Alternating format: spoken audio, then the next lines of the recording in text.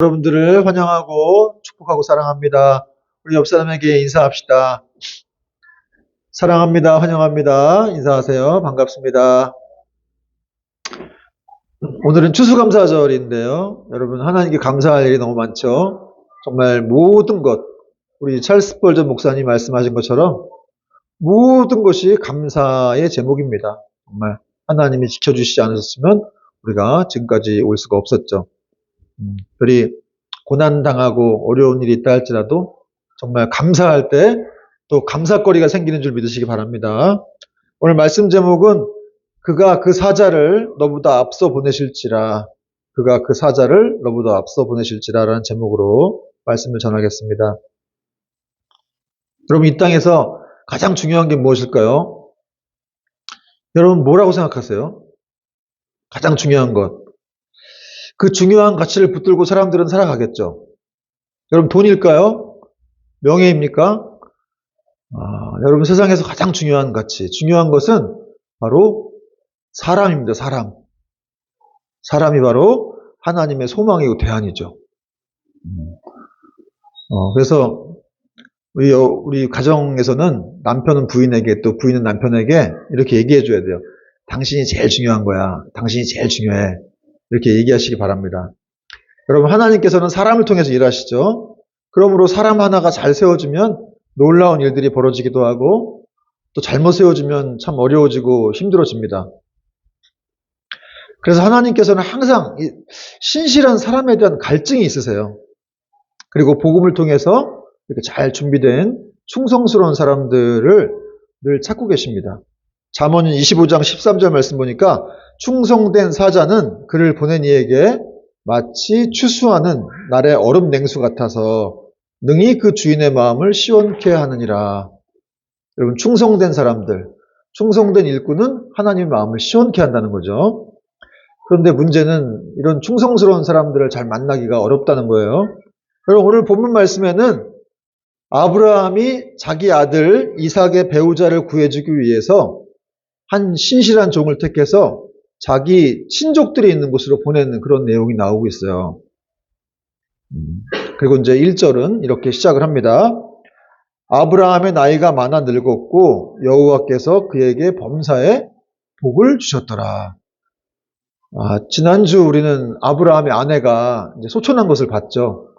이제 아브라함도 나이가 너무 또 시간이 지나서 또 많이 늙은 거예요. 나이가 많아 늙었습니다. 여러분 사람이 나이가 많아 늙었다. 좀 느낌이 쓸쓸하기도 하고 슬픈가요? 그런데 그 뒷구절이 또 소망을 주고 있습니다. 나이가 많아 늙었는데 하나님이 아브라함에게 범사에 복을 주셨다. 여러분 이 범사에 복을 주셨다는 말씀은 아브라함의 가정에 있는 한 분야가 아니라 물질, 사업, 또 자녀 모든 부분에 하나님이 은혜를 줬다는 거예요. 여러분 하나님께서 아브라함을 갈대아 우르에서 부르셨잖아요. 거기서 우상 숭배하는 그 아버지 밑에서 살던, 그러니까 거기 계속 살았으면 그냥 우상 숭배하고 살았겠죠, 아브라함이. 그런 아브라함을 부르셔가지고 결국 이렇게 범사에 복을 받는 사람으로 하나님이 이렇게 만들어 주신 것이죠. 그러므로 저와 여러분들도 하나님이 부르셨죠. 그렇죠? 그 이유가 있는 거예요. 괜히 이렇게 여러분이 이 자리에 앉아 있는 게 아니고 하나님의 자녀가 된 게 아니에요. 여러분 세상의 인구가 75억, 78억이라는데 그 중에 크리스찬이 몇 명 될 것 같아요? 카톨릭까지 포함해서 한 30억 되나? 30억도 안 될 수 있어요. 나머지는 다 이슬람교, 불교 이런 사람들. 그러니까 그렇게 많은 사람들 중에 우리가 택함을 입은 거고 그 중에 또 구원받는 사람이 조금 더 줄어들 수는 있겠죠. 어쨌든 하나님 자녀가 되는 건 놀라운 선택이고 축복, 하나님의 은혜고 축복이라는 것이죠. 그렇게 하나님 우리를 택하셔서 이렇게 우리를 빚어가시는 그런 이유가 있다는 거예요. 결국은 범사에 복을 주시기 위해서. 그러니까 저와 여러분도 하나님이 이렇게 빚어가실 거예요. 여러분 아브라함이 이렇게 나이 많아 늙었지만 이 나이 많아 늙을 때까지 굉장히 여러 가지 일들이 있었잖아요. 그냥 평탄한 일만 있었던 게 아니고 고난도 있었고 어려움도 있었고 또 아들도 못 낳아가지고 오랜 시간 또 힘들었고 그런 걸 다 겪고 이렇게 나이가 많아 늙게 된 거예요. 그걸 광야 학교를 통과하고 나니까 하나님이 이제 그에게 복을 막 주시기 시작한 거죠. 여러분이 겪는 이런 고난, 어려움 이런 것들이 다 나중에 범사의 복을 받기 위한 밑거름, 밑밥이 되는 거다. 이렇게 생각하시면 됩니다. 여러분, 하나님은 이렇게 아브라함에게 복을 주셔서 또 그 복을 흐르게 하는 사람이 됐죠, 아브라함은. 그래서 축복 바이러스를 막 이렇게 흘려주는 사람이 됐는데, 이제 그 축복 바이러스가 이 아브라함 가정에 어떻게 퍼지는지 살펴보겠는데요. 아브라함의 독자 이삭이 잘 자라났습니다. 그래서 이제 그는 결혼 혼기가 꽉 찬 40살이 됐습니다. 근데 뭐 오늘날에서 40살은 노총각인데 이 당시엔 더 그랬겠죠. 어쨌든 결혼 혼기가 꽉 차서 자기 이제 그 아들의 배우자를 구해줘야 되겠다라는 생각을 아브라함이 했습니다. 그래서 자기 집에 있는 가장 아주 모든 이런 이 재정을 다 맡은 그런 아주 신실한 종을 택해가지고 자기 친족이 있는, 아브라함이 친족이 있는 그런 고향으로 보내려고 했습니다. 여기 나오는 이 아브라함의 신실한 종은 이름이 엘리에셀이에요. 엘리에셀. 들어보셨어요? 이 아브라함이 한 50년 전에 창세기도 나오는데 이 엘리에셀이나 복을 받기를 원합니다. 이런 말을 하나님께 한 적이 있는데 그 엘리에셀로 이제 추정을 합니다. 그러니까 얼마나 사실은 자기 아들의 배우자를 구하러 가는데 보내는 사람이면은 아주 신실하고 충성스러운 사람이니까 보냈겠죠. 그러니까 이 엘리에셀은 아주 충성스럽고 신실한 사람이었다는 거죠. 여러분, 오늘 우리가 지금 살펴보고 있는 창세기 24장은 창세기 중에서도 굉장히 긴장해요. 오늘 우리가 27절까지 읽었는데 이게 60 몇 절까지 있어요. 그래서 긴장인데 여기서 이 일부분의 내용을 좀 살펴보고 있는 건데 지금 이삭의 배우자를 구하는 내용이죠. 그러니까 뭐 이삭의 배우자 구하는 게 뭐 어떤 특별한 내용인가? 그냥 일반적으로 가정에서 흔하게 일어나는 이런 일일 수가 있는데 사실은 그런데 이 창세기 24장에서 이삭의 배우자 구하는 사건은 그냥 흔하게 일어나는 일들이 아니라 사실은 이제 아브라함의 어떤 이 시대가 끝나고 그 시대가 저물고 이제 이삭이라고 하는 그의 아들이 이제 역사에 이렇게 무대에 등장하는 그러니까 구속사적으로도 굉장히 중요한 장이에요. 그리고 또 24장이 중요한 이유는 이 결혼이란 무엇인지, 이 결혼의 정석이란 과연 무엇인지를 잘 말해주는 그런 장이기도 하기 때문에 그렇습니다. 여러분들은 지금 다 결혼하셨으니까 우리 아이들은 안 했구나. 우리 또 수아, 은율이, 또 이율이랑 지율이 또 현진이도 안 했네요. 네. 그들에게도 다 적용될 얘기입니다. 그러니까 이 결혼의 정석이란 무엇인지를 잘 보여주는 그런 창세기 장이라는 거죠. 여러분, 아브라함은 이 사람이 결혼이란 것이 무엇인지를 아주 잘 알았습니다. 여러분, 결혼이 너무 중요합니다. 결혼이 중요하다는 걸 모르는 사람이 누가 있을까 싶은데 실제로 결혼이 중요하다는 걸 모르는 사람이 많습니다. 의외로 많아요. 여러분, 아브라함은 이 결혼이라고 하는 이 자신의 아들 이삭의 배우자를 구하는 것이 결혼 그 이상이라는 것을 알았다는 거예요. 결혼은 한 인격과 인격의 만남이고 집안과 집안의 만남이고 또 자신들이 그토록 생명과 같이 믿고 의지하는 여호와 하나님의 신앙을 그 다음 때로 이어가게 할 수 있느냐 없느냐를 가늠하는 아주 중요한 이름을 알았다는 것이죠. 그래서 아브라함은 자신의 종에게 이 가나안 땅에서 배우자를 택하지 말고 가나안 땅은 막 우상숭배가 가득한 땅이었잖아요. 여기서 택하지 말고 자기 친족들이 있는 곳에 가서 배우자를 구해와라. 이렇게 부탁을 한 거예요. 3절, 4절 보니까 내가 너에게 하늘의 하나님, 땅의 하나님이신 여호와를 가리켜 맹세하게 하노니 너는 내가 거주하는 이 지방 가나안 족속의 딸 중에서 내 아들을 위하여 아내를 택하지 말라는 거예요. 그리고 4절, 내 고향 내 족속에게로 가서 내 아들 이삭을 위하여 아내를 택하라. 여러분, 사실 아브라함이란 사람은 가나안 땅에 들어온 지가 오래됐죠. 그리고 지난주에 살펴봤지만 이 헷 족속, 히타이트 족속이란 강력한 민족으로부터도 아주 극진한 존경을 받고 사랑을 받는 사람이었기 때문에 그냥 가나안 땅에서 아무나 만나가지고 그냥 정략 결혼식으로 해가지고 자기 입지를 더 공고히 할 수 있는 그런 뭐가 있었죠. 그런데 아브라함은 그렇게 하지 않았다는 거죠.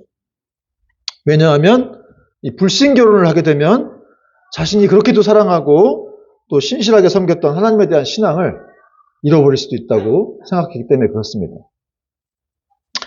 그렇습니다, 여러분. 항상 이 사람들의 문제는 중요한 것을 중요하지 않게 여길 때 이 혼란과 문제가 발생한다는 거예요. 따라서 삶의 우선순위와 집중력이 참 중요한데요. 아브라함은 하나님을 잃으면 모든 것을 잃는다라고 생각을 했습니다. 여러분도 그렇게 생각하십니까? 그런 분에게 복이 있을 줄 믿습니다. 그리고 하나님께서 꼭 자기 아들의 배우자의 그런 일에 이렇게 개입하셔가지고 그 아들의 배우자를 만나는 일을 하나님이 인도해 주실 것이다. 이렇게 확실하게 믿었다는 거예요. 그러면서 자기 종을 보내면서 하나님의 사자가 너를 앞서 인도해 가실 것이다. 이런 말까지 했습니다. 7절 말씀 중요한데 같이 한번 읽어볼게요. 7절 시작. 하늘의 하나님 여호와께서 나를 내 아버지의 집과 내 고향 땅에서 떠나게 하시고 내게 말씀하시며 내게 맹세하여 이르시기를 이 땅을 내 씨에게 주리라 하셨으니 그가 그 사자를 너보다 앞서 보내실지라 내가 거기서 내 아들을 위하여 아내를 택할지니라. 그렇습니다, 여러분. 이런 시각이 참 중요하죠. 어떤 문제를 만났을 때 하나님이 그 사자를 너보다 앞서 보내실 거야. 그러면 여러분, 하나님의 사자가 그렇게 인도할 거니까 어떤 상황이든지 두려워하지 않을 수 있겠죠. 그리고 절망하지 않을 수가 있는 겁니다. 여러분, 하나님께서 이렇게 자기 백성들을 인도하시는 분이라는 사실을 우리가 또 어디서 배웠습니까? 이스라엘 백성들이 출애굽하고 나서 광야에서 살아갈 때 하나님이 어떻게 하셨어요? 낮에는 구름 기둥으로, 밤에는 불 기둥으로 그들을 인도하시고 그들을 떠나지 아니하셨다. 중요한 건 거기 있어요. 떠나지 아니하셨다는. 이스라엘 백성이 광야에서 얼마나 하나님 속속했어요. 속속이고 맨날 불평하고 원망하고 그냥 막 그랬는데 하나님은 물론 화가 나셨죠. 이것들이 나를 언제까지 멸시하겠느냐, 나를 믿지 못하겠느냐, 막 그런 식으로 민수기에도 말씀하셨는데 그럼에도 불구하고 하나님은 그들을 안 떠났다는 거예요. 왜? 그들을 택한 자기의 자녀들이기 때문에 그들을 떠나지 않고 불순종하고 불평해도 계속해서 그들을 낮과 밤 계속 떠나지 않고 계속해서 그들을 인도하셨다. 여러분, 구름 기둥과 불 기둥을 보고 싶지 않으세요? 저는 이거 성경을 보면서 구름 기둥, 불 기둥으로 인도하셨다는데 도대체 어떤 걸까? 이런 생각이 막 들더라고요. 우리 유나자매가 굉장히 좀 궁금할 것 같기도 한데. 근데 여러분, 구름 기둥과 불 기둥은 구름이 막 기둥처럼 서 있는 이런 건 아니고 상징적인 의미라고 보면 됩니다. 하나님의 영광, 그 임재. 눈에 보이지 않았겠지만 어쨌든 끌고 가는 거예요. 이스라엘 백성들을 앞뒤로 호위하면서 그들을 보호하고 있는 거죠. 근데 오늘 본문 말씀에는 여기 7절 말고도 하나님이 인도하셨다라는 구절이 27절과 48절에 또 나오고 있어요. 27절에 보니까 이르되 나의 주인 아브라함이 하나님 여호와를 찬송하나이다. 나의 주인에게 주의 사랑과 성실을 그치지 아니하셨사오며 여호와께서 길에서 나를 인도하사 내 주인의 동생 집에 이르게 하셨나이다. 또 48절에도 내 주인 아브라함이 하나님 여호와께서 나를 바른 길로 인도하사 나의 주인의 동생의 딸을 그의 아들을 위하여 택하게 하셨으므로 내가 머리를 숙이겠나이다. 이런 구절이 또 나와요.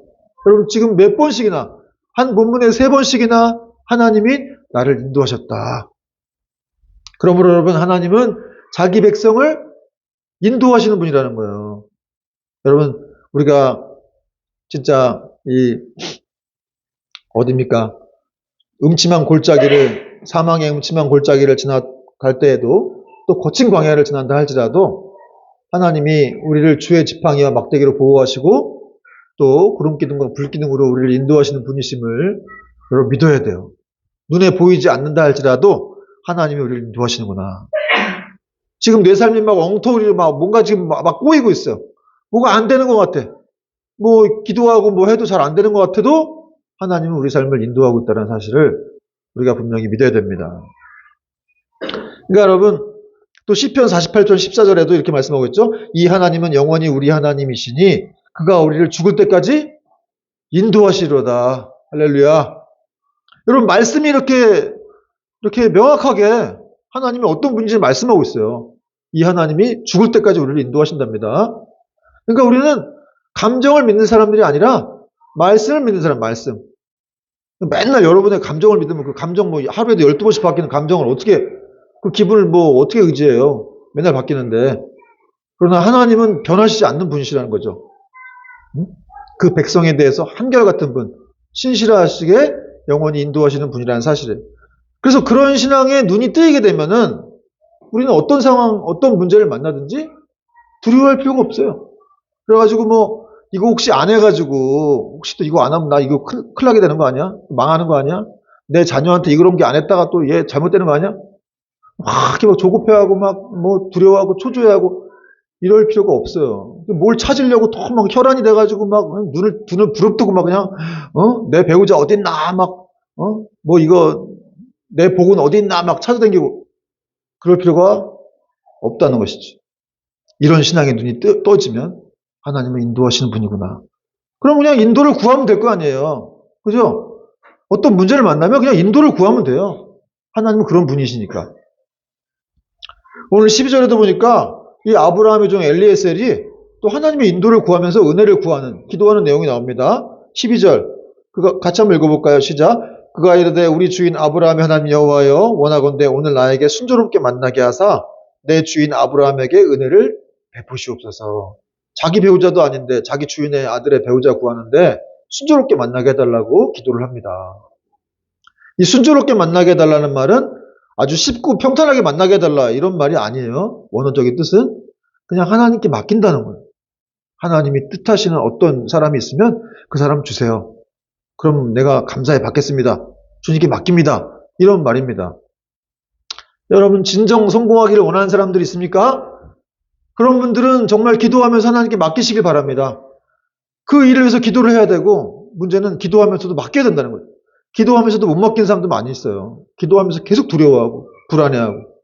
그럼 도대체 뭐하러 기도를 하는 거예요? 하나님 믿으면서 기도를 하는 건지 이건 도대체 뭐 자기 감정을 믿는 건지 모르겠는데 하여튼 기도를 하면 하나님 믿어야 되겠죠. 그리고 그분이 인도하시는 사실을 믿어야 돼요. 그리고 그렇게 하나님께 맡기다 보면 정말 그 경영하는 일들이 이루어진다라는 그 말씀처럼 반드시 그 일이 성취가 되는 것입니다. 잠언 16장 1절 말씀 보니까 마음의 경영은 사람에게 있어도 말의 응답은 여호와께로부터 나느니라. 잠언 16장 3절에도 너의 행사를 여호와께 맡기라. 그리하면 네가 경영하는 것이 이루어지리라. 여러분 맡기는 게 생각보다 상당히 어려워요. 쉽지 않아요. 그리고 어떤 사람들은 또 자기가 무조건 다 해야 되는 그런 사람도 있습니다. 목회자들 중에 이제 그런 경향의 사람들이 많은데 누구한테 뭘 못 맡겨. 자기가 다 그걸 해야 돼. 검사 다 해야 되고. 그러니 얼마나 피곤한 인생을 살겠어요. 그래서 저는 그래도 제가 잘 못하는 게 많아가지고 맡기다 보니까 저는 좀 편한 인생을 살 수 있는 것 같아요. 저희 와이프한테도 뭘 많은 걸 맡기는데 저분이 많이 뭘 해주셔가지고 제가 좀 편하게 살고 있는데 어쨌든 여러분 그냥 적당히 자기는 하고 나머지는 사람들한테 맡기면 되는 거예요. 그렇죠? 뭐 자기가 다 할 필요 있습니까? 그렇게 하다 보면 하나님께도 마찬가지인 거죠. 내가 내 힘으로 안 되는 걸 어떻게 할 거예요? 그걸 왜 걱정하고 있어요? 내 힘으로 안 되는 문제는 하나님께 맡기면 된다. 그리고 여러분 자기 아들까지 내어주신 분인데 그러면 확실한 거 아니에요? 나는 확실해 너한테. 난 내 아들까지 줬어. 이렇게까지 말씀하시는 분이면 우린 믿어야 됩니다. 오늘 우리가 읽지 않았지만 이 아브라함의 아들 이삭도 믿음이 대단했습니다. 하여튼 이 아들 잘 키운 것 같아요. 이 아들이 자기 배우자 오는 걸 기다리면 그 배우자가 오는지 안 오는지도 모르겠는데 들판에 나가서 이렇게 묵상하면서 하나님을 바라봤습니다. 그 63절에 보니까 이삭이 저물 때에 들에 나가 묵상하다가 눈을 들어보매 낙타들이 오는지라. 그러니까 이삭이 계속해서 평생까지 모르겠는데 하여튼 어른이 되고 나서 계속 이렇게 묵상하는 삶을 살았던 것 같아요. 들에 나가서 그러니까 해가 저물 때. 제가 어제 설교 준비하면서 이 광경을 좀 상상해 봤어요. 이렇게 해가 노을이 딱 지는데 다 그 노을을 쳐다보면서 근데 이 묵상했다는 말은 사실은 하나님을 바라보고 생각했다는 그런 뜻이거든요. 그러니까 한마디로 기도했다는 거예요. 막 주야 이렇게 부르짖지는 않았지만 마음속으로 하나님을 바라보면서 기도한 거예요. 그러니까 여러분 이삭도 겸손한 사람이죠. 그리고 그도 경건한 시간을 좋아하는 사람인 거예요. 여러분 경건한 사람은 항상 사람 만나는 것도 좋아하지만 정말 이렇게 혼자 있으면서 하나님과 만나는 시간을 참 좋아하는 사람입니다. 반드시 경건한 사람은 그런 일들이 있어야 한다는 것이죠. 또 기도라고 하는 건 무엇이냐? 기도는 겸손이죠. 왜냐하면 겸손한 사람만이 기도할 수 있기 때문에 그렇습니다. 하나님, 나는 할 수 없어요. 하나님 아니면 정말 내 일 문제를 해결할 수 없습니다. 이렇게 하는 사람이 기도할 수 있기 때문에 기도는 겸손입니다. 아브라함의 종 엘리에셀이 하나님의 인도를 구하면서 계속해서 겸손히 기도했다는 것이죠. 여러분, 제가 들은 얘기인데 어떤 이 나이가 많이 있는 좀 골드미스 자매가 기도를 했어요. 근데 이 자매가 결혼을 못했는데 하나님, 저 이렇게 기도했다래. 하나님, 또 한 해가 지나가네요. 제가 한 살 더 먹게 되었습니다. 하나님, 저를 불쌍히 여기셔서 좀 결혼하게 해주세요. 기도를 했습니다.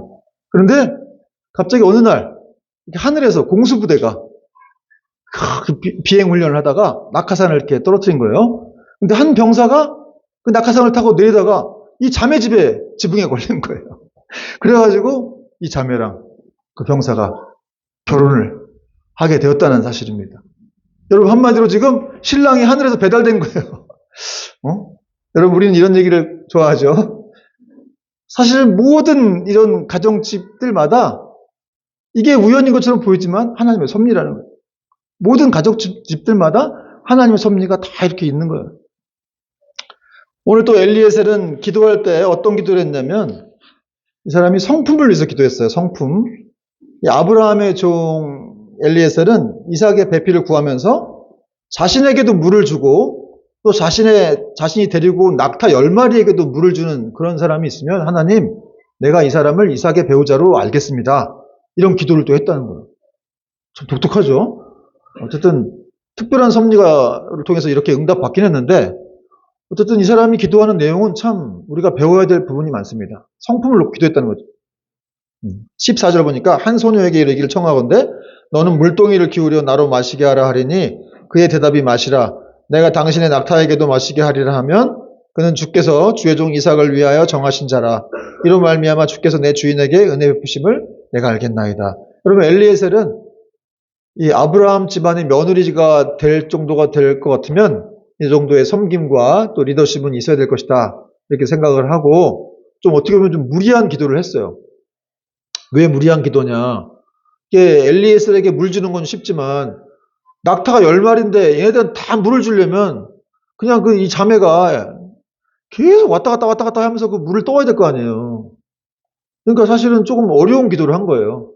그런데 자기가 만난 그 리브가라고 하는 이 이삭의 배우자가 그렇게 진짜로 했다는 것이죠. 20절 말씀 보니까 급히 물동이에 물을 구유에 붓고 다시 기르려고 우물로 달려가서 모든 낙타를 위하여 깃는지라. 여러분, 이런 사람 참 특이하죠? 독특합니다. 진짜 성품이 리브가가 참 좋았던 것 같아요. 그 엘리에셀은 처음 만나는 그런 나그네에게만 물을 준 게 아니라 당신의 낙타들을 10마리에게도 내가 왔다 갔다 하면서 물을 주겠다는 거죠. 여러분, 결혼할 때 이게 외모만 보고 그 외적인 능력만 보고 결혼한 사람들이 있는데 그것은 상당히 위험한 것입니다. 성경 말씀에도 사람은 외모를 보거니와 하나님은 중심을 보신다, 이런 말씀이 있죠. 어떤 사람이 그러더라고. 그러니까 내가 사람이니까 외모를 본다고 이렇게 얘기를 하는데, 여러분, 우리는 외모를 볼 것이 아니라 외적 능력만 볼 것이 아니라 사실은 하나님처럼 중심을 봐야 돼요. 오늘 아브라함의 종 엘리에셀은 그런 중심을 볼 수 있는 그런 눈이 있었다는 것이죠. 여러분, 오늘 이렇게 우리가 읽으면서 보니까 이 아브라함의 종 엘리에셀과 리브가가 좀 비슷해요. 둘 다 아주 충성스럽고 아주 신실한 그런 사람이에요. 남들한테도 이렇게 친절하고. 요즘 사람들이 희생과 섬김의 자리는 다 회피하려고 하고 안 하려고 하죠. 이 직업, 이 일은 3D? 이래가지고 안 하려고 하고. 목회자도 3D인가 거기에 속하긴 하더라고요. 하여튼 힘든 일은 안 하려고 하고. 그러다 보니까 참 세상이 또 각박해지고 어려워집니다. 근데 오늘 엘리에셀은 자기 주인의 귀한 일, 쓰임받는 일, 사실 이게 귀한 일이죠. 힘든 일이긴 하지만 멀리까지 가서, 지금 엘리에셀이 900km, 장장 1000km를 걸어간 거예요. 걸어가서 자기의 이제 주인의 아들의 친지인의 집에 도착을 하게 된 거죠. 근데 900km를 갔는데, 그러니까 밤낮 없이만 간 거예요. 혼자 걸어가면 40km 갈 수 있다고 하는데, 이 당시에. 낙타들까지 끌고 갔으니까 보통 한 달 이상은 걸렸을 거라고 봅니다. 근데 얼마나 힘들었겠어요? 그런데 가가지고도 이 자신의 자신의 주인의 그 아내를 구하는 일을 이렇게 해결하지 않고는 자기가 물도 마시지 않겠다. 이런 말까지도 합니다.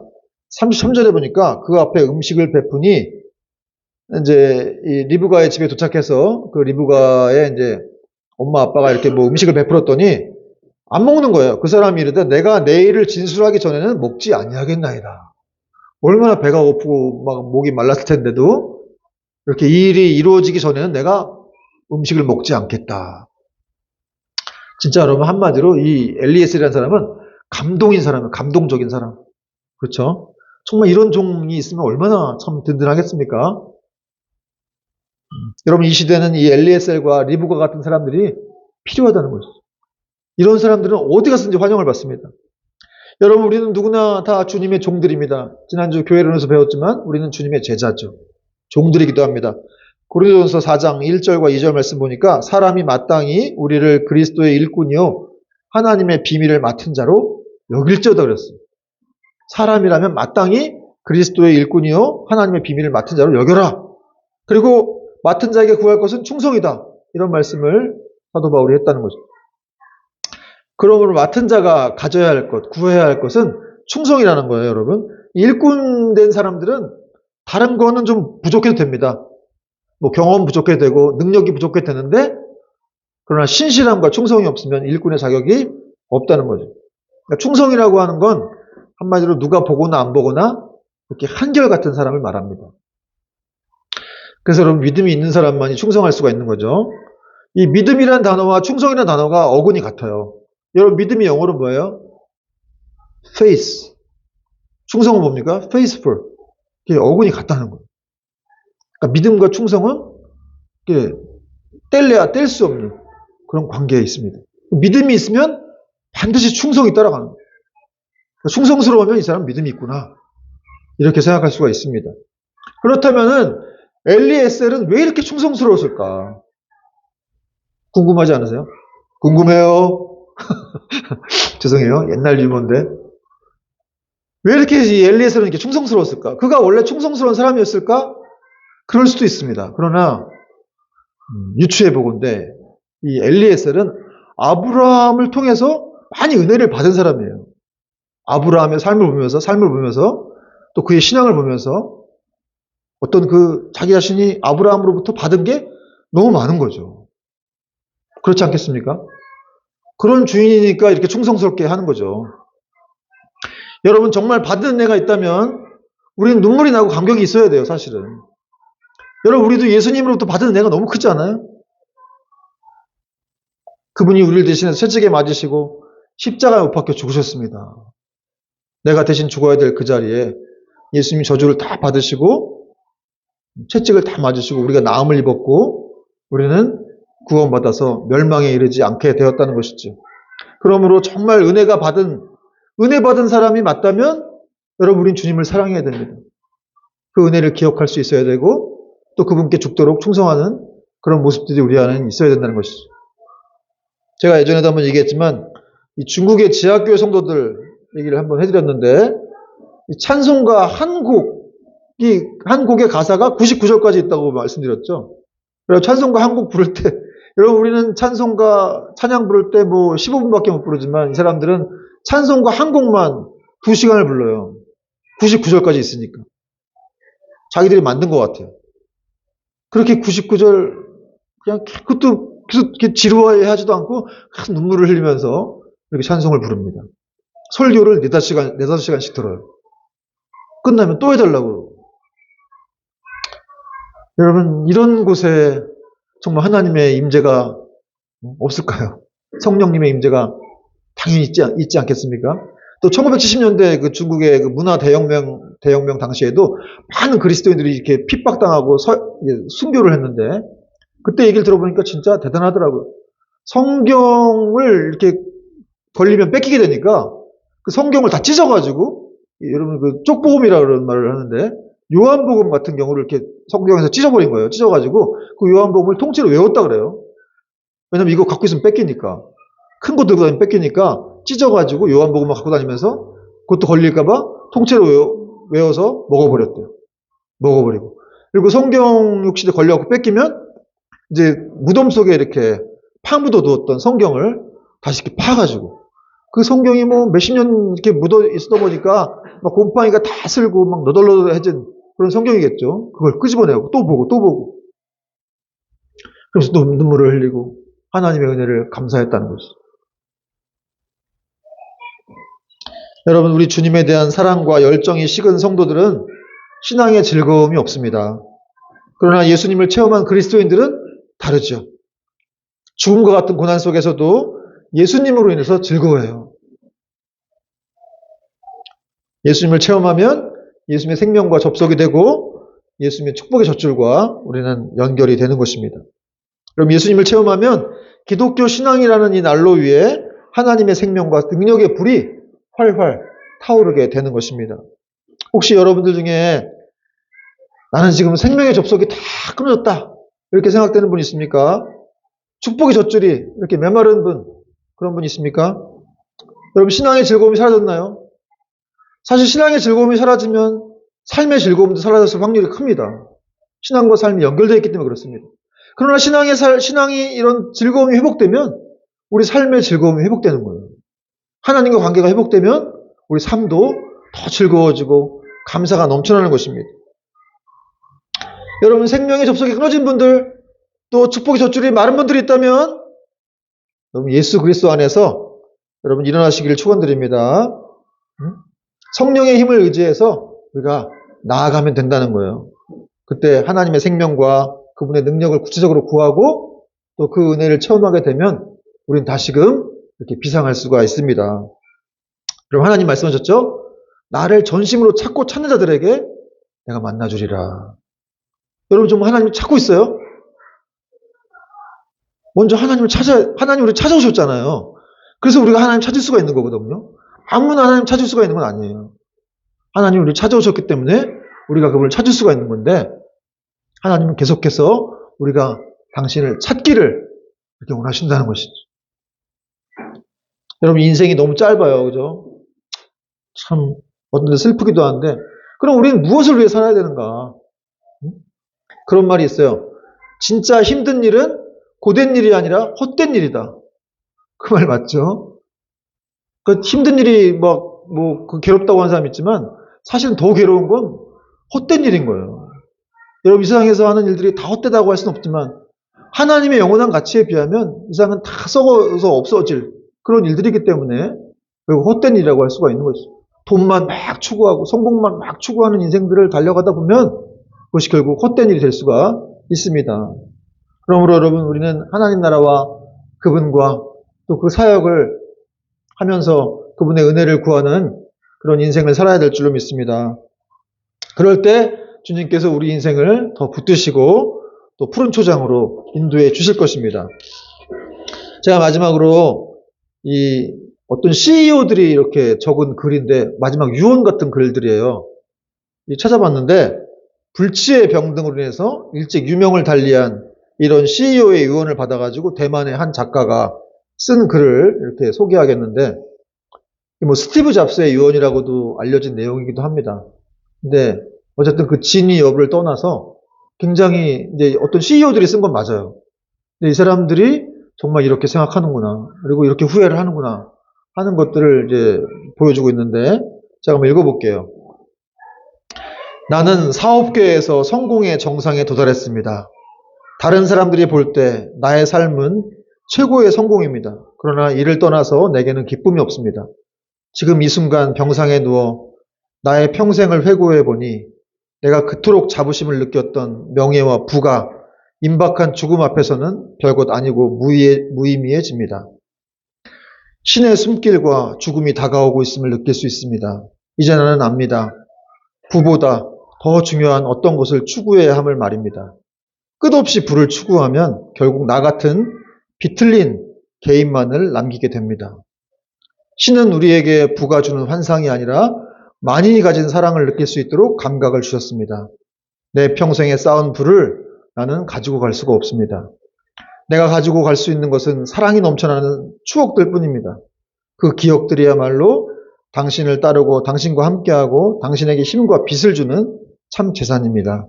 잃고 나서 절대 되찾을 수 없는 것이 하나 있으니 그것은 바로 삶입니다. 바로 지금 삶의 어느 단계에 있든지 언젠가는 커튼의 막이 내려오는 날을 맞게 됩니다. 가족을 사랑하고 배우자를 사랑하고 친구를 사랑하고 그 사랑을 본물처럼 간직하세요. 자신을 대접하고 남들을 소중히 여기세요. 여러분, 굉장히 우리에게 울림을 주는 글이 아닙니까? 오늘을 사는 이 물질 문명이라는 허상만을 쫓아 사는 우리에게 이 CEO들이 중요한 메시지를 남기고 있습니다. 여러분, 오직 하나님 말씀만이 진리죠. 그리고 그것만이 영원하고 그 나라만이 영원한 가치가 있습니다.